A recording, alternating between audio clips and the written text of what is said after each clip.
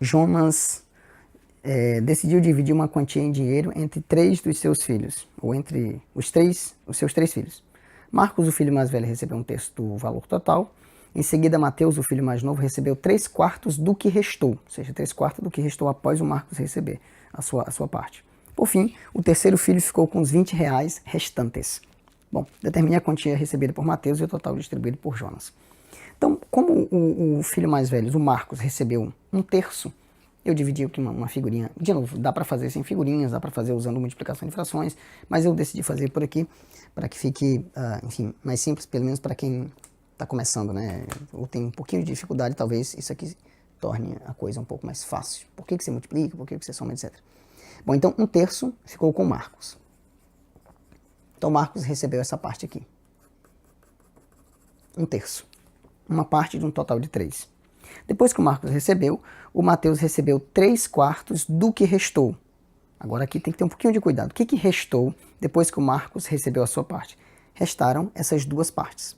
Né? Ou seja, ele vai receber 3/4, mas não é 3/4 do total, é 3/4 do que restou após o Marcos receber a sua parte. Ou seja, é 3/4 de 2/3. Se o Marcos recebeu 1/3, sobraram 2/3. Então, se você pode fazer isso usando multiplicação de frações, é só dizer que o Mateus recebeu 3/4 de 2/3. Funciona. Mas olhando para cá para a figurinha, se o Marcos recebeu uma parte, sobraram duas. E o Mateus recebeu 3/4 disso aqui, 3/4 dessas duas partes.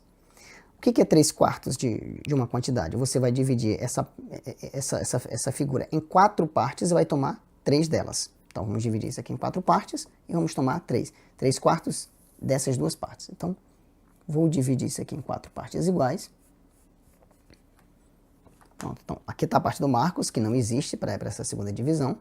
Sobraram 2/3. Essas duas partes que sobraram eu vou dividir em 4 partes iguais e vou tomar 3. Porque o Mateus recebeu 3/4 do que restou. Restou isso aqui, vou dividir em 4 partes e vou tomar 3. Então o Mateus recebeu uma parte, 2 partes. Vou colocar aqui MAT para significar Mateus. Então o Marcos recebeu tudo isso aqui.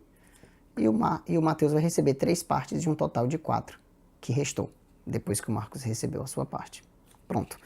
E o terceiro filho recebeu os R$ 20 restantes. Mas veja, o Marcos já ganhou tudo isso aqui, o Mateus recebeu essas 3 partes, tudo que restou foi essa parte aqui. Isso aqui corresponde a R$ 20, que é o valor que o terceiro filho recebeu. Pronto. E agora o problema está resolvido. Porque se essas 4 partes são iguais, essas 4 partes menores aqui são iguais, né? Significa que cada uma delas vale 20, ou corresponde a R$ 20. Então, Mateus recebeu 20 mais 20 mais 20, 3 vezes 20. Então, Mateus recebeu o equivalente a 3 vezes 20, R$ 60. Isso aqui é só um rascunho, tá? Eu jamais escrevo um troço bagunçado desse se você não tiver o recurso do áudio. Você tem que escrever bonitinho. Bom, e o total distribuído por Jonas. Bom, repara que eu peguei 1/3 e dividi em 2 partes. Significa que 1/3 corresponde a 40. Ou se você pensar aqui, ó, se você dividir aqui, você vai ter dividido a tua figurinha em 6 partes iguais. Esse R$ 20 aqui corresponde a 1/6 do total. Ele é 1/4 do que restou, é 1/4 de 2/3, mas ele é 1/6 do total, veja. Você tinha 6 partes iguais, dividiu cada uma em 2, você ficou com um total de 6 partes. Então, esse R$ 20 corresponde a 1/6 do total. Se 1/6 do total corresponde a 20, então 6/6, que é o total, é 6 vezes 20. Então, o total distribuído por Jonas foi 20 vezes 6, que é R$ 120.